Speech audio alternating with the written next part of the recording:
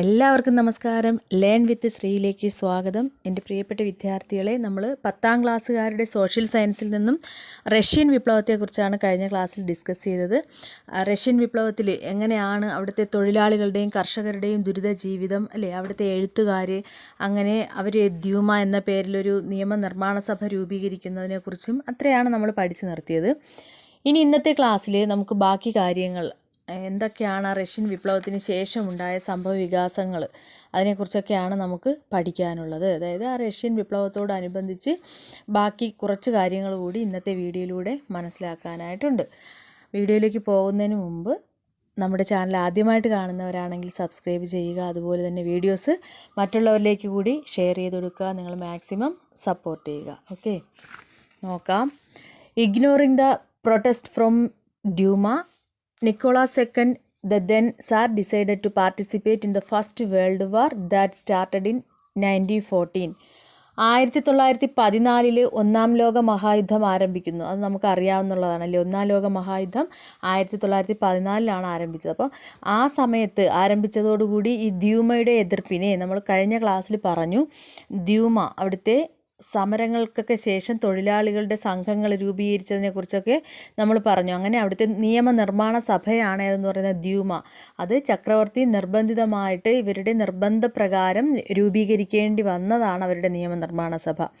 അങ്ങനെ 1914 ഒന്നാം ലോക മഹായുദ്ധം ആരംഭിച്ചതോടുകൂടി ദ്യൂമയുടെ എതിർപ്പിനെ അവഗണിച്ച് അവിടുത്തെ അന്നത്തെ സാർ ചക്രവർത്തിയായിരുന്ന നിക്കോളാസ് രണ്ടാമൻ യുദ്ധത്തിൽ പങ്കെടുക്കാൻ തീരുമാനിക്കുന്നു. മനസ്സിലായല്ലോ. 1914 ഒന്നാം ലോക മഹായുദ്ധത്തിൽ പങ്കെടുക്കാനായിട്ട് തീരുമാനിക്കുകയാണ്. ഇഗ്നോർ ചെയ്യുക എന്ന് പറഞ്ഞാൽ അവഗണിക്കുക. ഇഗ്നോറിംഗ് ദ പ്രൊട്ടസ്റ്റ്, എതിർപ്പ്. Protest from Duma, Nicholas second the then tsar decided to participate in the first world war that started in 1914. A lot of Russian soldiers were killed in this war. അങ്ങനെ ഈ Russian first world വാറിൽ എന്ത് ചെയ്യാണ്, അനേകം Russian സൈനികർ കൊല്ലപ്പെടുകയുണ്ടായി. A lot of Russian soldiers were killed in this war. Food shortage became severe by 1917. 1917 ആയപ്പോഴേക്കും അവിടെ ഭക്ഷ്യ ദൗർലഭ്യം രൂക്ഷമാവുകയാണ്. അതായത് ആഹാരം പോലും കിട്ടാത്ത അവസ്ഥയുണ്ടാകുന്നു. Thousands of women marched along the streets of Petrograd on 8th March 1917, clamoring for bread. അങ്ങനെ എന്ത് സംഭവിക്കുകയാണ്, അവിടെ ഉണ്ടായിരുന്ന ആയിരക്കണക്കിന് സ്ത്രീകൾ 1917 March 8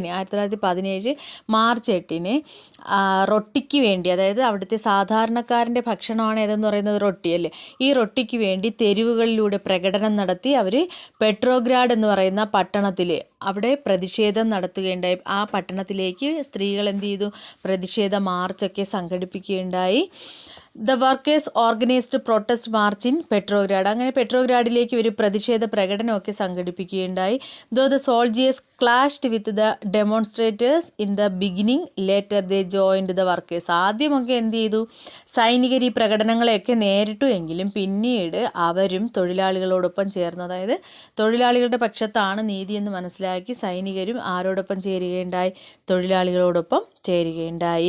it was the tragic experience during the first world war that induced them to do so. അങ്ങനെ ഒന്നാം ലോക മഹായുദ്ധത്തിൽ ഈ സൈനികർ അനുഭവിച്ച ദുരിതങ്ങളാണ് സൈനികരെ പ്രധാനമായിട്ടും തൊഴിലാളികളോടൊപ്പം ചേരാനായിട്ട് അവരെ പ്രേരിപ്പിച്ചത്. മനസ്സിലായല്ലോ. The workers captured Petrograd and Nicholas second was thrown out of power. അങ്ങനെ സൈനികരുടെ കൂടെ ഹെൽപ്പ് ഉണ്ടല്ലോ. അപ്പോൾ എന്ത് ചെയ്യുകയാണ്, ഈ നിക്കോളാസ് രണ്ടാമനെ സ്ഥാനം ഒഴിപ്പിക്കുക, ഇവർ സ്ഥാനം അദ്ദേഹത്തിന് ഒഴിയേണ്ടതായിട്ട് വരികയും എന്ത് ചെയ്യുകയാണ്, പെട്രോഗ്രാഡ് പട്ടണം തൊഴിലാളികൾ പിടിച്ചെടുക്കുകയും ചെയ്തു. അദ്ദേഹത്തിൻ്റെ അധികാരം നഷ്ടപ്പെടുകയും ചെയ്തു. A provisional government was formed under Alexander Kerensky, the Menshevik leader. നമ്മൾ പഠിച്ചതായിരുന്നു മെൻഷെവിക്കുകളുടെ ലീഡറായ അലക്സാണ്ടർ കെരൻസ്കി. അങ്ങനെ എന്ത് ചെയ്യുന്നു, നിക്കോളാസ് രണ്ടാമൻ സ്ഥാനമൊഴിഞ്ഞതോടുകൂടി റഷ്യയിലെ മെൻഷെവിക്കുകളുടെ നേതാവായ അലക്സാണ്ടർ കെരൻസ്കിയുടെ നേതൃത്വത്തിൽ ഒരു താൽക്കാലിക ഗവൺമെൻറ് അവിടെ രൂപീകരിക്കപ്പെടുകയും ചെയ്യുന്നു. മനസ്സിലായല്ലോ. Since the Russian calendar was A few days behind the international calendar, this revolution that took place in March came to be known as the February Revolution. അവിടെ ഒരു പ്രധാനപ്പെട്ട കാര്യം നമ്മൾ ശ്രദ്ധിക്കേണ്ടതായിട്ടുണ്ട്. അതായത് ഫെബ്രുവരി വിപ്ലവം എന്നാണ് ഇതിനെ അറിയപ്പെടുന്നത്. അതായത് റഷ്യൻ കലണ്ടർ നമ്മുടെ അന്താരാഷ്ട്ര കലണ്ടറിനേക്കാൾ പിറകിലാണ്. അതായത് ഇത് മാർച്ചിൽ നടന്ന വിപ്ലവമാണ്, പക്ഷേ ഇതിനെ അറിയപ്പെടുന്നത് ഫെബ്രുവരി വിപ്ലവം എന്നാണ്. അപ്പം കലണ്ടർ ഒരു മാസം 1 മന്ത് അങ്ങനെ ഒരു മാസം പിറകോട്ടാണ് റഷ്യൻ കലണ്ടർ. അതുകൊണ്ടാണ് ഫെബ്രുവരി വിപ്ലവം, മാർച്ചിൽ നടന്നതാണ് ഈ വിപ്ലവമെങ്കിലും അതിനെ അറിയപ്പെടുന്നത് എന്താണ്? ഫെബ്രുവരി വിപ്ലവം എന്നാണ്. മനസ്സിലായല്ലോ? അപ്പോൾ 1914 ഒന്നാം ലോക മഹായുദ്ധം ആരംഭിച്ചതോടുകൂടി ദ്യൂമയുടെ എതിർപ്പുകളെയൊക്കെ അവഗണിച്ച് സാർ ചക്രവർത്തിയായിരുന്ന നിക്കോളാസ് രണ്ടാമൻ യുദ്ധത്തിൽ പങ്കെടുക്കാൻ തീരുമാനിക്കുന്നു. ഒരുപാട് റഷ്യൻ സൈനികർക്ക് അവരുടെ ജീവൻ ഈ യുദ്ധത്തിൽ നഷ്ടപ്പെടുന്നു. അതിനുശേഷം 1917 ആയപ്പോഴേക്കും അവിടെ ഭയങ്കരമായ ഭക്ഷ്യ ദൗർലഭ്യം ഉണ്ടാകുന്നു. മാർച്ച് 8 അവിടുത്തെ ആയിരക്കണക്കിന് സ്ത്രീകൾ സാധാരണക്കാരൻ്റെ ഭക്ഷണമായ റൊട്ടിക്ക് വേണ്ടി എന്ത് ചെയ്യുകയാണ്? തെരുവിലേക്ക് ഇറങ്ങി പ്രകടനം നടത്തുകയാണ്. സ്ത്രീകൾ തെരുവിലിറങ്ങി ഭക്ഷണത്തിന് പ്രകടനം നടത്തുന്നു എന്ന് പറയുമ്പോൾ ആ രാജ്യത്തിൻ്റെ അവസ്ഥ എത്രത്തോളം പരിതാപകരമായിരുന്നു എന്ന് നമുക്ക് മനസ്സിലാക്കാം അല്ലേ? അങ്ങനെ പെട്രോഗ്രാഡ് പട്ടണത്തിൽ തൊഴിലാളികൾ പ്രതിഷേധം നടത്തുകയുണ്ടായി. ആദ്യമൊക്കെ സൈനികർ എന്ത് ചെയ്തു? റഷ്യൻ പട്ടാളക്കാർ ഇവരെ അടിച്ചമർത്താനൊക്കെ ശ്രമിച്ചുവെങ്കിലും പിന്നീട് അവരും തൊഴിലാളികളോടൊപ്പം ചേർന്നു. അതിനവരെ പ്രേരിപ്പിച്ച കാരണം എന്ന് പറയുന്നത് ഒന്നാം ലോക മഹായുദ്ധത്തിൽ അവരനുഭവിച്ച ദുരിതങ്ങൾ, സൈനികരനുഭവിച്ച ദുരിതങ്ങളായിരുന്നു. അങ്ങനെ പെട്രോഗ്രാഡ് നഗരം ആര് പിടിച്ചെടുക്കുന്നു? തൊഴിലാളികൾ പിടിച്ചെടുക്കുകയും നിക്കോളാസ് രണ്ടാമനെ സ്ഥാനമൊഴിയാൻ നിർബന്ധിതനായി അദ്ദേഹം സ്ഥാനമൊഴിയുകയും റഷ്യയിലെ മെൻഷെവിക്കുകളുടെ നേതാവായ അലക്സാണ്ടർ കെരൻസ്കിയുടെ നേതൃത്വത്തിൽ ഒരു താൽക്കാലിക ഗവൺമെൻറ് നിലവിൽ വരികയും ചെയ്തു.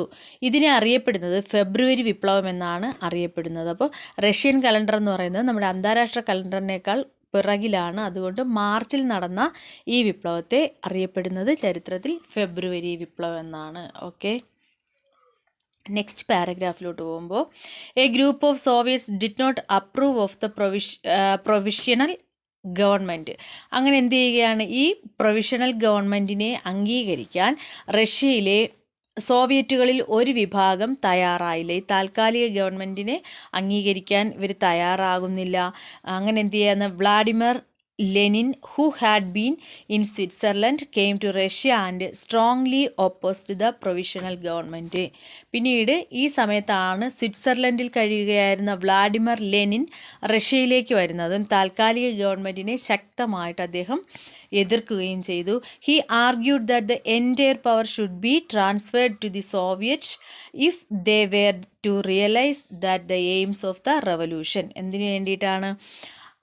ഗവൺമെൻറ്റിനെ ശക്തമായി എതിർത്തതിൻ്റെ കാരണം വിപ്ലവം എന്ന് പറയുന്നത് അതിൻ്റെ ലക്ഷ്യം നേടണമെങ്കിൽ അധികാരം മുഴുവൻ ആർക്ക് കൈമാറണം? സോവിയറ്റുകൾക്ക് കൈമാറണമെന്നാണ് ലെനിൻ ആവശ്യപ്പെട്ടത്. മനസ്സിലായല്ലോ? അധികാരം മുഴുവനായിട്ടും വിപ്ലവം വിജയിക്കണമെങ്കിൽ അധികാരം കംപ്ലീറ്റും ആർക്ക് കൊടുക്കണം? സോവിയറ്റുകൾക്ക് കൊടുക്കണമെന്ന്. The Bolsheviks and the Soviet supported him. ഈ ബോൾഷെവിക്കുകളും സോവിയറ്റുകളും ആരെ പിന്തുണയ്ക്കുകയുണ്ടായി? ലെനിനെ പിന്തുണയ്ക്കുകയുണ്ടായി. മനസ്സിലായല്ലോ? They propagated that only proletarians, അതായത് workers, government could eradicate centuries old economic backwardness and inequality. അതായത് അവിടെ ബോൾഷെവിക്കുകളും സോവിയറ്റുകളും ലെനിനെ പിന്തുടർച്ചയായിട്ട് അല്ലെങ്കിൽ പിന്തുണച്ചു എന്ന് നമ്മൾ പറഞ്ഞു. നൂറ്റാണ്ടുകൾ പഴക്കമുള്ള സാമ്പത്തിക പിന്നോക്കാവസ്ഥയും ജനങ്ങൾക്കിടയിലെ ഇൻഇക്വാളിറ്റി, അസമത്വവും ഇല്ലാതാക്കാൻ ഒരു തൊഴിലാളി വർഗ ഭരണകൂടത്തിന് മാത്രമേ കഴിയുകയുള്ളൂ എന്നാണ് ആര് വാദിച്ചത്? ഈ ബോൾഷെവിക്കുകൾ അവിടെ പ്രചരിപ്പിച്ചത്.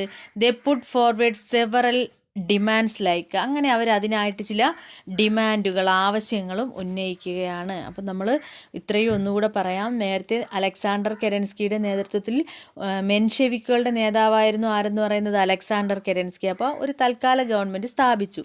പക്ഷേ ഈ താൽക്കാലിക ഗവൺമെൻറ്റിനെ റഷ്യയിലെ സോവിയറ്റുകളിൽ ഒരു വിഭാഗം എന്ത് ചെയ്തില്ല? അംഗീകരിച്ചില്ല. ഈ സമയം സ്വിറ്റ്സർലൻഡിൽ കഴിയുകയായിരുന്ന വ്ളാഡിമിർ ലെനിൻ എന്ത് ചെയ്യുന്നു? റഷ്യയിലേക്ക് തിരിച്ചെത്തുകയും അദ്ദേഹം താൽക്കാലിക ഗവൺമെൻറ്റിനെ ശക്തമായിട്ട് എതിർക്കുകയും ചെയ്തു. അതായത് മെൻഷെവിക് നേതാവായ അലക്സാണ്ടർ കെരൻസ്കിയുടെ ഭരണത്തെ. വിപ്ലവം അതിൻ്റെ ലക്ഷ്യം നേടണമെങ്കിൽ എന്ത് ചെയ്യണം? അധികാരം മുഴുവൻ സോവിയറ്റുകൾക്ക് കൈമാറണമെന്നാണ് ലെനിൻ ആവശ്യപ്പെട്ടത്. ബോൾഷെവിക്കുകളും സോവിയറ്റുകളും ലെനിൻ്റെ നിലപാടിനെ പിന്തുണയ്ക്കുകയുണ്ടായി. അങ്ങനെ നൂറ്റാണ്ടുകൾ പഴക്കമുള്ള സാമ്പത്തിക പിന്നോക്കാവസ്ഥയും അവിടുത്തെ ജനങ്ങൾക്കിടയിലുള്ള അസമത്വവും ഇല്ലാതാക്കാൻ ഒരു തൊഴിലാളി വർഗ ഭരണകൂടത്തിന് മാത്രമേ കഴിയുകയുള്ളൂ എന്ന് ആര് വാദിക്കുന്നു?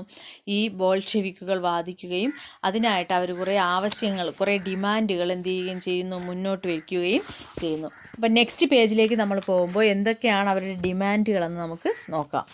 എന്തൊക്കെയായിരുന്നു? Withdraw Russia from the first world വാർ. അവരുടെ ആദ്യത്തെ ആവശ്യം എന്ന് പറയുന്നത് ഒന്നാം ലോക മഹായുദ്ധത്തിൽ നിന്നും റഷ്യ പിന്മാറുക എന്നുള്ളതായിരുന്നു. രണ്ടാമത്തെ എന്താണ്? Seize the land own by the lords and distribute them among the farmers. എന്ത് ചെയ്യണം? പിടിച്ചെടുക്കുക. Lands owned by the lords, പ്രഭുക്കന്മാരുടെ കൈകളിൽ നിന്നും എന്തിനെ പിടിച്ചെടുത്തിട്ട്? ഭൂമി പിടിച്ചെടുത്തിട്ട് അത് ആർക്ക് ഡിസ്ട്രിബ്യൂട്ട് ചെയ്യണമെന്നായിരുന്നു? ഫാർമേഴ്സ്, കർഷകർക്ക് വിതരണം ചെയ്യുക. Make factories public property. എന്ത് ചെയ്യണം? ഫാക്ടറികൾ ജനങ്ങളുടെ പൊതു സ്വത്താക്കി മാറ്റുക. നമുക്കറിയാം ഒരു കൂട്ടം വ്യക്തികളുടെ കയ്യിലായിരുന്നു അവിടുത്തെ ഫാക്ടറികൾ, അല്ലെ, സ്വകാര്യ മേഖലയായിരുന്നു അത്.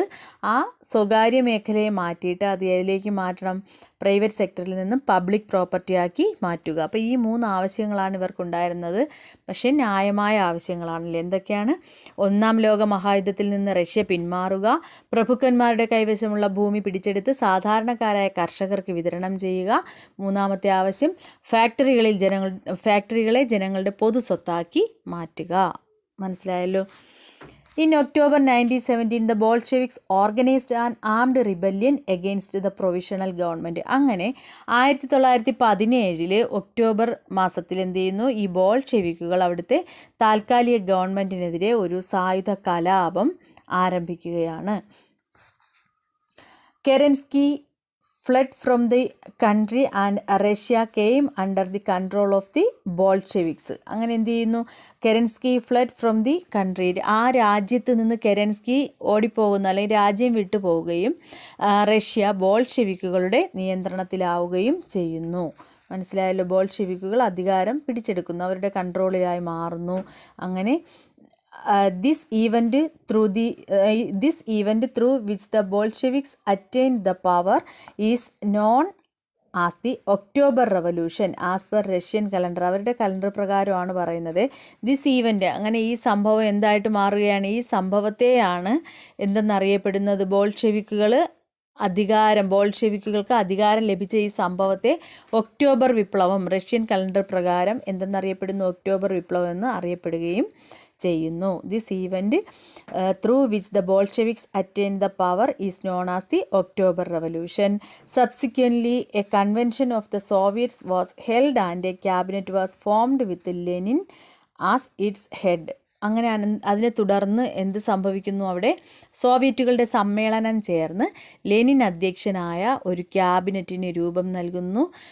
അങ്ങനെ എന്ത് ചെയ്യുകയാണ്? ലെനിൻ്റെ നേതൃത്വത്തിൽ അവിടെ ഒരു ക്യാബിനറ്റിന് രൂപം നൽകുകയും ചെയ്യുന്നു. അപ്പോൾ ഇത്രയും നമ്മൾ മനസ്സിലാക്കിയതിന് ശേഷം ഇനി റഷ്യൻ റവല്യൂഷൻ്റെ റിസൾട്ട്സ്, അത് പ്രധാനപ്പെട്ടതാണ്. Let's examine the results of the Russian revolution. റഷ്യൻ റവല്യൂഷൻ്റെ ഫലങ്ങൾ എന്തെല്ലാമായിരുന്നു എന്നാണ്. അപ്പോൾ എന്തൊക്കെയാണ് അതിൻ്റെ റിസൾട്ട് എന്ന് നമുക്ക് നോക്കാം.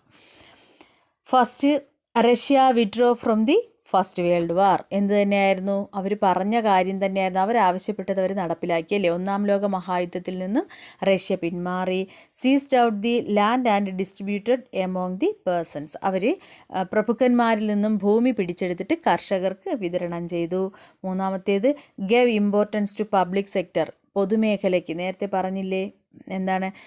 ഫാക്ടറീസിനെ പബ്ലിക് സെക്ടറാക്കുക, പൊതുമേഖലയാക്കുക എന്ന് പറഞ്ഞില്ലേ? അതുപോലെ എന്ത് ചെയ്യുന്നു? പൊതു ഉടമസ്ഥതയ്ക്ക് അവർ പ്രാധാന്യം കൊടുത്തു, പബ്ലിക് സെക്ടറിന് ഇമ്പോർട്ടൻസ് കൊടുത്തു. Introduced centralised planning. അവിടെ എന്ത് നടപ്പിലാക്കിയാണ്? ഒരു കേന്ദ്രീകൃത ആസൂത്രണം നടപ്പിലാക്കി. Achieved develops in the field of science, technology and economy. സാമ്പത്തിക, ശാസ്ത്ര, സാങ്കേതിക രംഗങ്ങളിൽ അവർ എന്ത് ചെയ്യുന്നു? പുരോഗതി കൈവരിച്ചു. New constitution came to force in 1924. 1924 പുതിയ ഭരണഘടന അവർക്ക് നിലവിൽ വരുന്നു. നെക്സ്റ്റ് പോയിൻ്റ് എന്താണ്? Union of Soviet Socialist Republic was formed by consolidating different Soviet republic. ഒരുപാട് സോവിയറ്റ് റിപ്പബ്ലിക്കുകളെ കൂട്ടിച്ചേർത്തുകൊണ്ട് എന്ത് ചെയ്യുന്നു, സോവിയറ്റ് യൂണിയൻ USSR രൂപീകരിക്കപ്പെടുന്നു. Union of Soviet Socialist Republic രൂപീകരിക്കപ്പെടുന്നു. Next, spread the socialist ideas all over the world. ലോകത്തിലെ എല്ലാ ഭാഗങ്ങളിലേക്കും സോഷ്യലിസ്റ്റ് ആശയങ്ങൾ പ്രചരിപ്പിക്കുന്നു. മനസ്സിലായല്ലോ? അപ്പോൾ ഇത്രയും ഒന്നുകൂടി പറയാം. റഷ്യൻ വിപ്ലവത്തിൻ്റെ ഫലങ്ങൾ ഇവയെല്ലാമായിരുന്നു. ഫസ്റ്റ് വേൾഡ് വാറിൽ നിന്ന്, ഒന്നാം ലോക മഹായുദ്ധത്തിൽ നിന്ന് റഷ്യ പിന്മാറി. രണ്ടാമത്തേത് എന്താണ്? ഭൂമി പിടിച്ചെടുത്ത് കർഷകർക്ക് വിതരണം ചെയ്തു. 3, പബ്ലിക് സെക്ടറിന്, അതായത് പൊതു ഉടമസ്ഥതയ്ക്ക് പ്രാധാന്യം കൊടുത്തു. കേന്ദ്രീകൃത ആസൂത്രണം നടപ്പിലാക്കി. രാജ്യത്ത് കേന്ദ്രീകൃതമായ ആസൂത്രണം നടപ്പിലാക്കി. അതുപോലെ സാങ്കേതിക മേഖലയായിക്കോട്ടെ, ശാസ്ത്രമേഖല, സാമ്പത്തിക മേഖല, ഈ രംഗങ്ങളിലെല്ലാം പുരോഗതി കൈവരിച്ചു. 1924 പുതിയ ഭരണഘടന അവിടെ നിലവിൽ വരുന്നു. അങ്ങനെ സോവിയറ്റ് റിപ്പബ്ലിക്കുകൾ കൂട്ടിച്ചേർത്ത് സോവിയറ്റ് യൂണിയൻ USSR രൂപീകരിച്ചു. ലോകത്തിലെ എല്ലാ ഭാഗങ്ങളിലും, വിവിധ ഭാഗങ്ങളിലേക്ക് സോഷ്യലിസ്റ്റ് ആശയങ്ങൾ പ്രചരിപ്പിക്കുകയും ചെയ്തു. ഇതാണ് റഷ്യൻ വിപ്ലവത്തിൻ്റെ ഫലങ്ങൾ, റിസൾട്ട് എന്ന് പറയുന്നത്. നെക്സ്റ്റ് ക്ലാസ്സിൽ നമുക്ക് ചൈനീസ് റവല്യൂഷൻ എന്താണെന്ന് കൂടി മനസ്സിലാക്കുമ്പോൾ ഈ ചാപ്റ്റർ കംപ്ലീറ്റ് ആവുകയാണ് അല്ലേ. അപ്പോൾ നമുക്ക് നെക്സ്റ്റ് ക്ലാസ്സിൽ അതിനെക്കുറിച്ച് പഠിക്കാം. എല്ലാവർക്കും വീഡിയോ ഇഷ്ടമായെങ്കിൽ മറ്റുള്ളവരിലേക്ക് കൂടി ഷെയർ ചെയ്യുക. നിങ്ങളുടെ അഭിപ്രായങ്ങൾ കമൻസിലൂടെ അറിയിക്കുക. Thank you.